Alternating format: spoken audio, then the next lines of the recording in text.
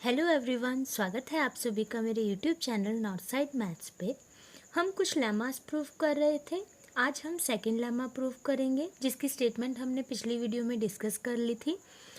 इस वीडियो में हम उस स्टेटमेंट को थोड़ा और डिटेल में समझेंगे, क्योंकि वो थोड़ा थ्योरी बेस्ड था। ठीक है, तो स्टार्ट करने से पहले प्लीज़ इस वीडियो को लाइक कर दें और मेरे चैनल को सब्सक्राइब कर लें, ताकि आपको न्यू अपडेट्स मिलते रहें। और फ्री पीडीएफ नोट्स के लिए आप मेरे टेलीग्राम चैनल को ज्वाइन कर सकते हैं। तो आइए स्टार्ट करते हैं। लेमा बी क्या कह रहा था? Let X be the infinitesimal transformations of R A T. अब ये इन्फिनिटिसिमल ट्रांसफॉर्मेशन क्या होता है, आइए समझते हैं।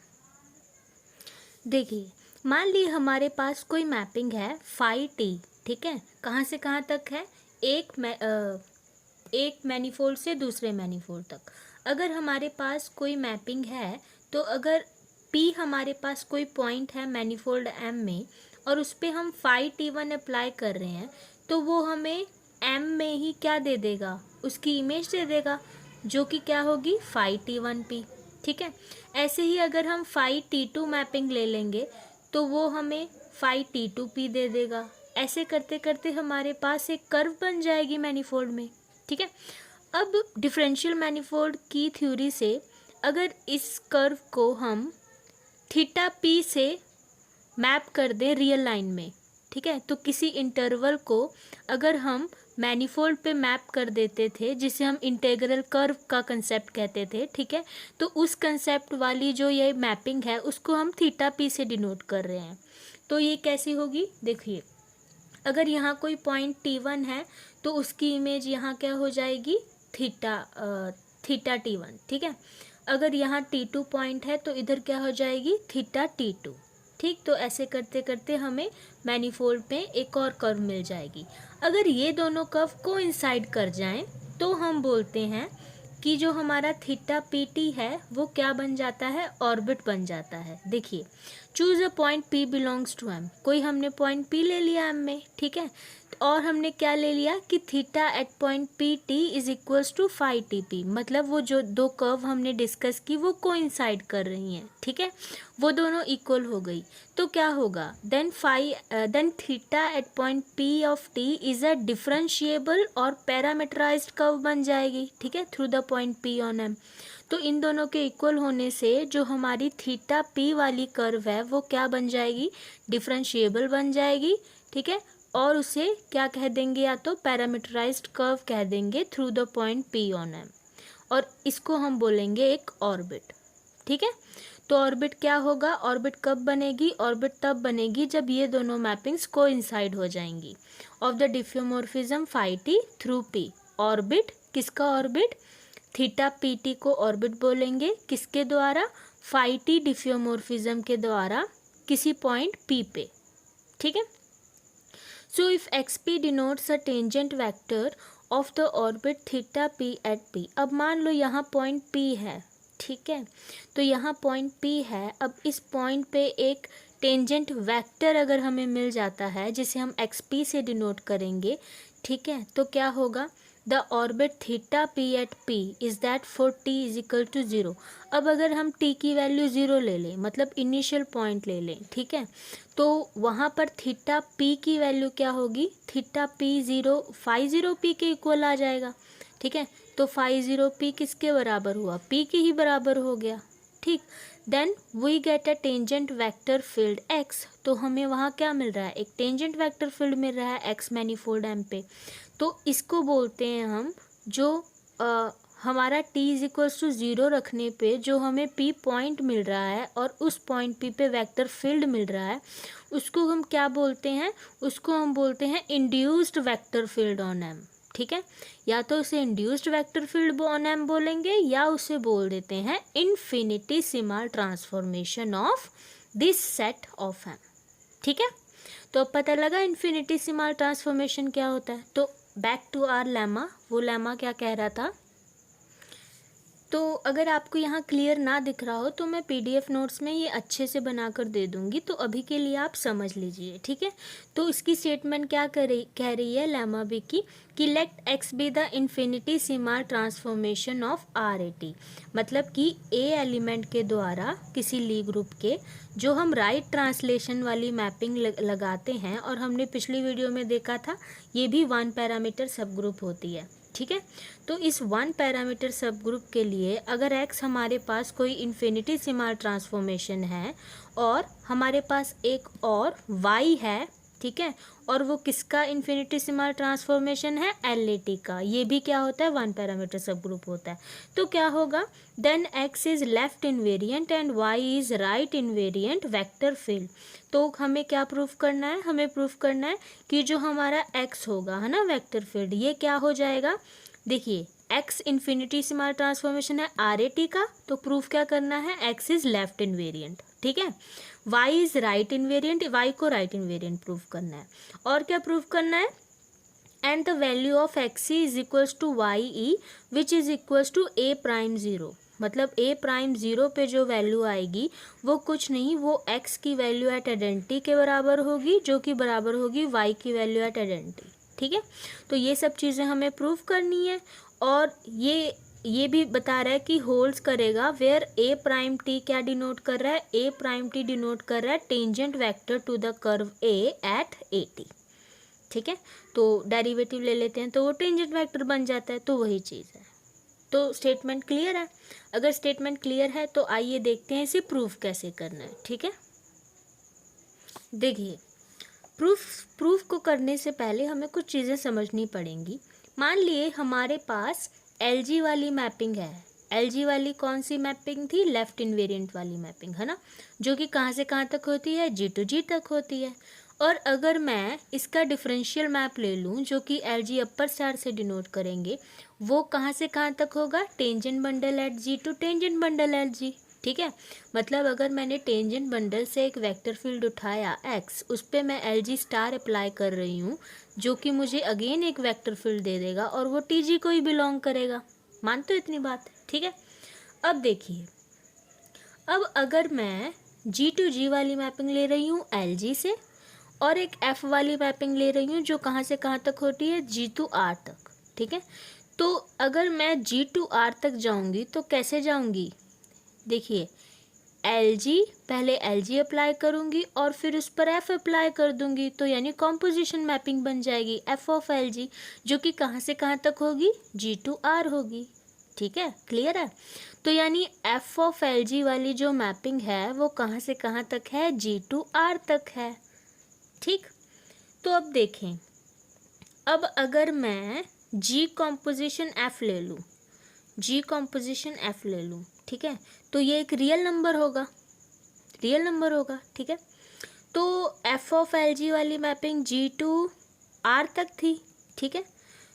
तो देखिए अगर मैं X कोई एलिमेंट लेती हूँ G में से, तो उस x को मैं अगर LG के अंडर उसका इमेज देखूंगी, LG ऑफ x लूँगी, तो वो मुझे क्या दे देगा, वो मुझे एक रियल नंबर दे देगा, ठीक है। और ये एक फॉर्मूला होता है, तो इसको मैं h से डिनोट कर रही हूँ। तो अगर LG x की इमेज h है मानो, तो LG x क्या है, लेफ्ट इनवेरिएंट है, ठीक है।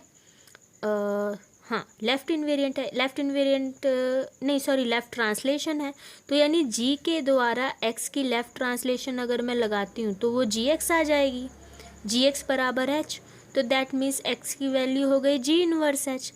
तो यानी कि जो हम F ऑफ LG में G के एलिमेंट उठा रहे हैं वो किस टाइप के हैं, वो G इनवर्स h के टाइप के हैं, ठीक है।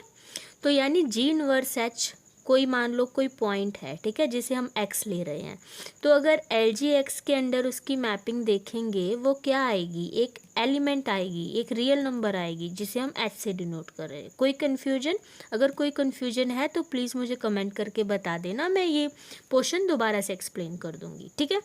तो अब हमारे पास आया क्या, अगर मानो हमारे पास X G inverse h apply कर रही हूँ मैं, ठीक है, x एट पॉइंट, किसी पॉइंट पे अगर मैं वेक्टर फील्ड अप्लाई कर रही हूँ और वो पॉइंट कौन सा है, G इनवर्स h है, ठीक है। तो जी इनवर्स एच पॉइंट पे अगर मैं एक्स वाला वेक्टर फील्ड अप्लाई कर रही हूँ तो एफ ऑफ एल जी मुझे क्या देगा, ये चीज़ दे देगा, L G upper star of X और at point H of F. ठीक है। अब देखें ये दोनों पॉइंट्स जो है ना, ये भी टेंजेंट वेक्टर से है, ठीक है, और ये भी टेंजेंट वेक्टर से है। तो अगर इस T G upper star x की वैल्यू जी डॉट एफ के बराबर आ जाती है तो ये किसको करस्पॉन्ड कर जाएगा, ये इसी एच एलिमेंट को करस्पॉन्ड कर जाएगा। ठीक है। तो ओवरऑल देखा जाए तो हमारे पास क्या आया, हमारे पास आया कि x G inverse of F of L G ये क्या देगा हमें, ये किसके बराबर होगा, ये बराबर होगा जो टेंजेंट बंडल वाली मैपिंग थी, ठीक है, उसके बराबर L G star of x applied at H of F. तो देखिए प्रूफ में क्या करेंगे, प्रूफ में हम करेंगे अगर f हमारे पास क्या है, is a C infinity function on a neighbourhood of point h of g, मतलब किसी ली ग्रुप g में हमने एक पॉइंट h ले लिया, ठीक है, उसके अराउंड एक हमने नेबरहुड ले लिया, उस नेबरहुड में हमने एक फंक्शन f डिफाइन किया जो क्या है, सी इन्फिनिटी फंक्शन है। ठीक है। अगर ये चीज़ें पॉसिबल हो पा रही हैं तो हमारे पास क्या रिलेशन आ जाएगी, ये वाली रिलेशन आ जाएगी जो हमने ऊपर डिस्कस की, क्या थी, L G upper star applied on x by point H, ठीक है, ऑन एफ। तो ये किसके बराबर होगा, ये होगा x applied by the point G inverse H F of L जी। ठीक है। मार्क इसी क्वेश्चन को मार्क कर लो 1। अब अगर हमने इसे 1 मार्क कर लिया तो देखें आगे। अब अगर हमारे पास ये गिवन है कि जो x है इन्फिनिटीसिमल ट्रांसफॉर्मेशन है, अगर x इन्फिनिटीसिमल ट्रांसफॉर्मेशन है तो हमारे पास एक फॉर्मूला होता है कि किसी भी पॉइंट के द्वारा अगर x अप्लाइड हो रहा है f पे तो इसका फॉर्मूला क्या होता है, इसका फॉर्मूला होता है limit t approaches to 0 1 upon t bracket f of phi T P minus f of p। ठीक है। तो ये चीज़ इसमें हम यूज़ करेंगे। अब देखिए on the other hand by definition of x, x means infinitesimal transformation, ठीक है, and using the property that L G prime and R G are commutative we have, तो हमारे पास क्या आ जाएगा, हमारे पास X G inverse H of F of L G, इसकी वैल्यू क्या आएगी, देखिए ये सेम ही है कि x अप्लाइड हो रहा है किसी पॉइंट p के द्वारा, ठीक है, एट फंक्शन f। तो f हमारे पास ये है, पॉइंट हमारे पास ये है, vector field as it is ये है, ठीक है, एक्स पी एफ। तो इस फॉर्मूले को देखते हुए इसकी वैल्यू क्या आ जाएगी, इसकी वैल्यू हमारे पास आ जाएगी, देखें limit T approaches to 0 1 upon T, ये ऐसे ही रहेगा। ठीक है। अब देखिए अब ब्रैकेट f है तो f हमारे पास एफ ऑफ एल जी है, एफ ऑफ एल जी आ गया। ठीक है। आगे क्या है, phi T P, phi T P, ठीक है। तो फाई हमारे पास क्या है, यहाँ राइट ट्रांसलेशन मैप है, ठीक है, तो राइट ट्रांसलेशन फाई है, तो फाई एट पॉइंट कौन सा है, 80 है, ठीक है, और p की वैल्यू क्या है, पॉइंट कौन सा है, जी इनवर्स एच, ये आ गया, माइनस एफ ऑफ p यानी कि फाई ऑफ p पॉइंट कौन सा है हमारे पास, जी इनवर्स एच, है ना, जिसे मैं एल जी ही लिख रही हूँ। ठीक है। तो f क्या है, एफ ऑफ एल जी, ये एज इट इज़ आ गया, ठीक है, और पॉइंट क्या है, जी इनवर्स एच।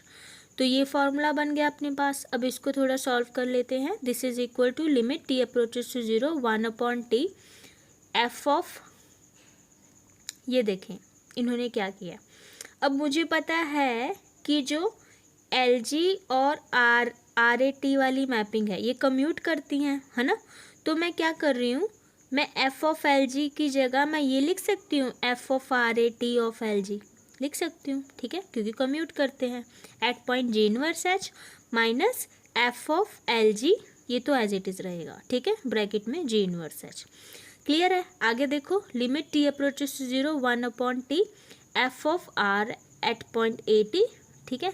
अब ये देखिए ये लेफ्ट इनवेरिएंट वाली मैपिंग है, अब जी इंटू जी इनवर्स आइडेंटिटी बन गया, ठीक है, तो बचा क्या, एच, तो एल ई एच हो गया, लेफ्ट इन्वेरिएंट होने की वजह से ये एच ही आ गया, ठीक है, minus F of H, same discussion यही वाला, ठीक है। तो अपने पास ये आ गया, this is equal to limit T approaches to 0 1/t bracket F of RATH minus FH।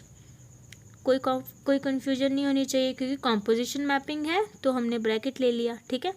अब ये देखिए ये किसके बराबर है, ये किसका फॉर्मूला बन गया, इसको देखिए ध्यान से, ये F∅TP माइनस FP था, ठीक है। F∅T at point P minus F at point P, यही वाली चीज़ बन गई ना। तो ये किसके बराबर होगी, P पॉइंट हमारे पास H है तो और F ही है, ठीक है। तो XHF बन गया। तो हमारे पास क्या आ गया कि XG inverse H of F of LG ये बराबर आ गया हमारे पास XH एट पॉइंट F, ठीक है। आगे देखो, तो देयरफॉर जो हमारा XG inverse H F of LG ये जो है ये किसके बराबर आ गया, X ऑफ HF आ गया। इस इक्वेशन को 2 मार्क कर लो। अब 1 और 2 की मदद से मैं ये कह सकती हूँ कि मेरा LG अपर स्टार XHF है वो बराबर था इसके इक्वेशन 1 से और ये बराबर है इसके इक्वेशन 2 से। तो इक्वेशन 2 से ये दोनों बराबर हो गए, ठीक है। तो this implies LG upper star X at H किसके बराबर है, XH के बराबर। FF कैंसिल कर दो, ठीक है। वेयर H क्या है, कोई भी आर्बिट्री एलिमेंट है G का। तो देयरफॉर इससे क्या पता लग रहा है, इससे ये पता लग रहा है कि जो LG अपर स्टार X जो कि TG को बिलोंग कर रहा है, ठीक है, वो कुछ नहीं है, वो X ही है। और ये X क्या है, कोई भी वेक्टर फील्ड है, ठीक है। तो ये दोनों वाली जो हमारे पास वो थी एलिमेंट्स थे वो सेम आ गए। तो this implies what, this implies ये किसकी कंडीशन होती है, लेफ्ट इनवेरिएंट की, ठीक है। So this implies that X is a left invariant vector field. तो सिमिलरली वी कैन प्रूव, कोई एलिमेंट Y ले लेंगे उसको हम राइट इनवेरिएंट वेक्टर फील्ड भी प्रूव कर सकते हैं सेम डिस्कशन से, ठीक है। अब देखिए, सिंस RATE मतलब कि राइट ट्रांसलेशन वाली मैपिंग वो हम लगा रहे हैं आइडेंटिटी एलिमेंट पर बाय पॉइंट AT, तो ये हमें AT दे देगा, ठीक है। AT के राइट पे चला जाएगा तो identity into any element is that element only, ये मिल गया हमारे पास। तो since RAT is equals to AT we have that AT is an integral curve of vector field X and hence. अब हमारे पास क्या आया देखो, तो अगर मुझे AT मिल रहा है मतलब कि जो राइट ट्रांसलेशन वाला हमारे पास कर्व आया, ठीक है, वो किसके बराबर हो जा रहा है, वो इंटेग्रल कर्व AT के बराबर हो जा रहा है। अब इंटेग्रल कर्व कोई भी interval to Lie group map करेगा, ठीक है। तो अगर ये दोनों मैपिंग कोइंसाइड हो रही हैं ऑफ वेक्टर फील्ड X तो हमारे पास क्या आ जाएगा, हेंस हमारे पास XAT किसके बराबर आ जाएगा, A'(T) के बराबर आ जाएगा। मतलब कि value of the vector field at point AT is equal to tangent vector at that point, ठीक है। तो अगर मैं T को 0 पुट कर देती हूँ तो मेरे पास क्या आ जाएगा, XA0 is equal to A'0। अब X एट A0 क्या था, आइडेंटिटी एलिमेंट, ठीक है। तो ये X एट पॉइंट आइडेंटिटी किसके बराबर होगा, A'0। सिमिलरली हम क्या प्रूफ कर सकते हैं कि जो Y की वैल्यू एट आइडेंटिटी वो किसके बराबर होगी, A'0 के। तो आई होप ये थ्योरम आपको समझ आई होगी, ठीक है। अब जो पिछली वीडियो में हमने लेमा प्रूव किया था जिसे हमने लेमा A कहा था और ये वाला लेमा B, ये दोनों यूज़ होंगे थर्ड वाले लेमे में, ठीक है। तो थर्ड वाला लेमा करते हैं, आइए देखें। लेमा C क्या कह रहा है, कहता है if X is left invariant vector field on G then X क्या होगा, कंप्लीट, ठीक है। The one parameter group of transformation X implies phi t implies AT exponential map TX of G generated by X satisfies this property that exponential map TX of G is equals to LG of exponential map TX, ठीक है। तो इसमें हमें क्या proof करना है, इसमें हमें ये प्रूफ करना है कि अगर X left invariant vector field है G तो X क्या होगा, कंप्लीट होगा। अब X के कंप्लीट होने से क्या मतलब है, देखिए अगर X कंप्लीट वेक्टर फील्ड है तो क्या होगा, एक 1-to-1 करस्पॉन्डेंस एग्जिस्ट करेगी किन के बीच में, phi T belongs to R, one parameter subgroup of transformation, इसके बीच और किसके बीच, एनी वेक्टर फील्ड, किसी भी वेक्टर फील्ड के बीच में और वन पैरामीटर सब ग्रुप के बीच में क्या बनेगी, 1-to-1 करस्पॉन्डेंस। ठीक है, इससे क्या प्रूफ हो जाएगा कि जो एक्स है हमारा कंप्लीट है। तो देखते हैं इसको कैसे प्रूफ करेंगे। स्टेटमेंट थोड़ी और सी है, वो क्या कह रही है, for all T belongs to R and G belongs to G, the corresponding fact also holds for right invariant vector field. ठीक है, तो राइट इन्वेरिएंट वेक्टर फील्ड के लिए भी ये चीज़ होल्ड होगी। कौन सी चीज़, कि अगर एक्स हमारे पास वन पैरामीटर सब ग्रुप है तो क्या होगा कि एक्स कंप्लीट होगा अगर इन दोनों के बीच 1-to-1 करस्पॉन्डेंस होगा। किनके बीच, वेक्टर, सारे लेफ्ट इन्वेरिएंट वेक्टर फील्ड्स के और वन पैरामीटर सब ग्रुप, यानी कि जो लोकल वन पैरामीटर हमारे पास है ग्रुप, ठीक है, उसके बीच में, इन दोनों के बीच में क्या होगा, 1-to-1 करस्पॉन्डेंस। ठीक है, तो प्रूफ करते हैं, देखिए कैसे प्रूफ करेंगे। We know that for any vector field X, हमें पता है कि किसी भी वेक्टर फील्ड एक्स के लिए there is a neighbourhood UE of identity. ठीक है, ये चीज़ें हमने पहले पढ़ रखी हैं कि किसी भी वेक्टर फील्ड के लिए एक नेबरहुड एग्जिस्ट करता है। ठीक है, at point identity element of G and a local transformation phi t of e, और एक local transformation phi t of e exist करेगी। ठीक है, जहाँ पर क्या होगा, जो टी की वैल्यू है वो लेस देन होगी किसके, एप्सिलॉन, मतलब जो नेबरहुड का रेडियस है वो एप्सिलॉन से ज़्यादा नहीं होगा। ठीक है, ऑफ द ग्रुप जी। और ये कौन कौन सी प्रॉपर्टी सेटिस्फाई करता है, this satisfies following conditions.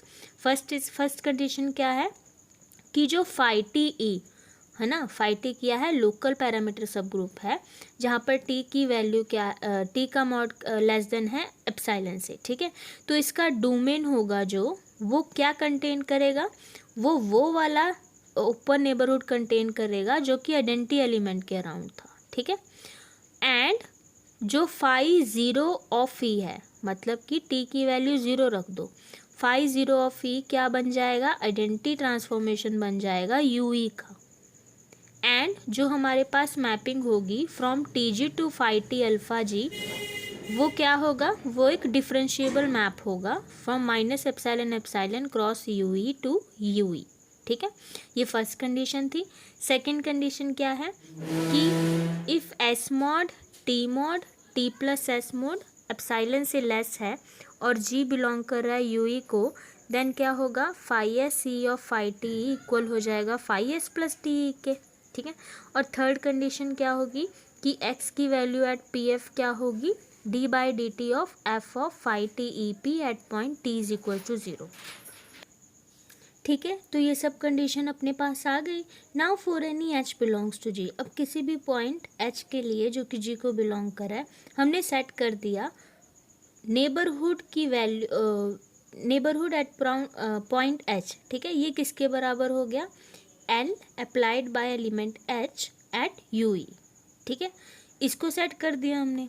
And जो फाई टी एच है, जो लोकल पैरामीटर सब ग्रुप है, ये किसके बराबर हो जाएगा, ये बराबर हो जाएगा LH dot phi T E into LH inverse for T mod less than epsilon. देखिए क्या हो रहा है, ये हमारे पास G है। ठीक है, ये हमारे पास UE है। अब अगर ये UE है तो देखिए UA क्या बन जाएगा, UA ये बन जाएगा जिसकी वैल्यू क्या होगी, LH अप्लाइड एट UE। ठीक है, इसी तरह से ये क्या हो जाएगा, फाई टी एच हो जाएगा, मतलब कि ये सारे पॉइंट्स किसके हैं, फाई टी एच के। ठीक है, तो ये एप्सिलॉन क्या है, एक कांस्टेंट है। सो ये जो एप्सिलॉन है ये क्या है, एक ग्लोबल प्रॉपर्टी है। ठीक है, लोकल नहीं है। लोकल कौन सी है अपनी, फाई टी एच वाली। ठीक है, तो then using the left invariance of vector field x, अब x left invariant vector field है तो हमें क्या मिल जाएगा, हमें मिल जाएगा कि UH comma epsilon comma phi T H. ठीक है, तो ये जहाँ पर H क्या है, G को बिलोंग कर रहा है, तो ये क्या बन जाएगा, this is a local one parameter group of local transformation जो कि X के द्वारा जनरेट हो रहा है। ठीक। तो क्वेश्चन ये भी आ सकता है, show that left invariant vector field generates a local one parameter transformation on G. तो उसको कैसे प्रूव करेंगे, उसको इस वे से प्रूव करेंगे। ठीक है, आइए आगे चलते हैं। अब देखिए, अब क्योंकि एप्सिलॉन कांस्टेंट था सो वो एच से इंडिपेंडेंट है, देन जो local one parameter group of transformation है वो क्या बन जाता है, वो बन जाएगा हमारा one parameter group of transformation. ठीक है, मतलब लोकल से जो ग्लोबल कैसे बनेगा, अगर एप्सिलॉन इंडिपेंडेंट होगा एच से, देन एक्स क्या बन जाएगा हमारा कंप्लीट वेक्टर फील्ड। तो अगर एक्स कंप्लीट वेक्टर फील्ड बन जाता है तो क्या होगा, exponential map at T of L G star X, ये किसके बराबर हो जाएगा, L G exponential T X of L G inverse. ठीक है, अब देखिए, अब ये जो हमारे पास एक्सपोनेंशियल फाई स्टार एक्स वाली मैपिंग है ये किसके बराबर हो जाएगी, phi of exponential T X phi inverse के। ठीक है, फाई कहाँ से कहाँ तक मैपिंग है, एम टू एम, तो फाई लोअर स्टार कहाँ से कहाँ तक मैपिंग होगी, T M to T M. ठीक है, तो ये देखिए, जैसे एल जी हमारे पास मैपिंग है अगर जी टू जी, तो एल जी स्टार मैपिंग हो जाती है T G to T G. ठीक है, मतलब एक्स टी जी को बिलोंग कर रहा है तो L G upper star X भी टी जी को बिलोंग करेगा। ठीक है, अब देखिए, since X belongs to L G तो एल जी स्टार एक्स हमारे पास एक्स के बराबर हो जाएगा। ठीक, तो एक्सपोनेंशियल ऑफ टी एक्स हमारे पास किसके इक्वल आ जाएगा, L G exponential T X of L G inverse, जो क्या इम्प्लाई करेगा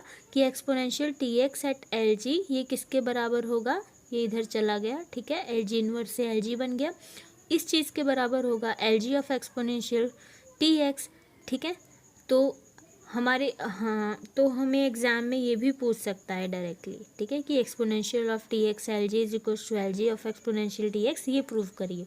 तो उसका प्रूफ हम ऐसे करेंगे। ठीक, तो आज के लिए इतना ही, बाकी हम करेंगे नेक्स्ट वीडियो में। ठीक है, थैंक यू, बाय बाय।